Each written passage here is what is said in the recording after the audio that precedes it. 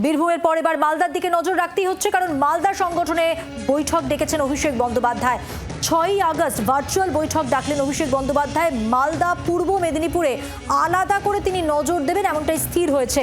নজর দেওয়ার কথা আগেই জানিয়েছিলেন অভিষেক বন্দ্যোপাধ্যায়। বিস্তারিত জেনে নেব, টেলিফোন লাইনে রয়েছেন প্রতিনিধি প্রবীর চক্রবর্তী। প্রবীর, কি জানা যাচ্ছে এই বৈঠক নিয়ে? দেখো, যেটা দেখা যাচ্ছে যে 8ই মার্চ একটা ভার্চুয়াল বৈঠক ডেকেছেন অভিষেক বন্দ্যোপাধ্যায়, যেখানে রাজ্য জুড়ে দলের সমস্ত সাংগঠনিক পদাধিকারী সেখানে উপস্থিত থাকবেন। কিন্তু তার আগে দেখা যাচ্ছে যে 4 আগস্ট থেকে অভিষেক বন্দ্যোপাধ্যায় জেলা ধরে ধরে বৈঠক শুরু করছেন। প্রতিটি জেলার সাংগঠনিক বৈঠক তিনি কামাখ্যাতে শুরু করছেন 4 আগস্ট থেকে। সেক্ষেত্রে দাঁড়িয়ে দেখা যাচ্ছে যে উত্তরবঙ্গকেই আগে প্রাধান্য দেওয়া হচ্ছে, উত্তরবঙ্গকে নিয়ে আগে বৈঠক করা হবে।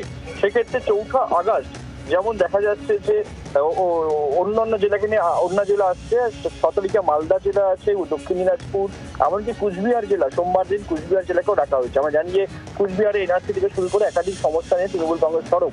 সেই জায়গায় দাঁড়িয়ে উত্তরবঙ্গ ধরে ধরে এই জেলা ধরে ধরে সাংগঠনিক বৈঠক অত্যন্ত গুরুত্বপূর্ণ সংগঠনের দিক থেকে। এবং এই মুহূর্তে দুটো ইস্যু, একটা হচ্ছে ভোটার তালিকা সংশোধন এবং বাঙালিদের হেনস্থা বিজেপি শাসিত রাজ্যে। এই দুটো বিষয়কে সামনে রেখে অভিষেক বন্দ্যোপাধ্যায়ের এই 4 তারিখ থেকে জেলা ধরে ধরে বৈঠক, বিশেষ করে উত্তরবঙ্গ জেলাকে প্রথমে ডেকে পাঠানো, এটা কিন্তু অত্যন্ত তাৎপর্যপূর্ণ।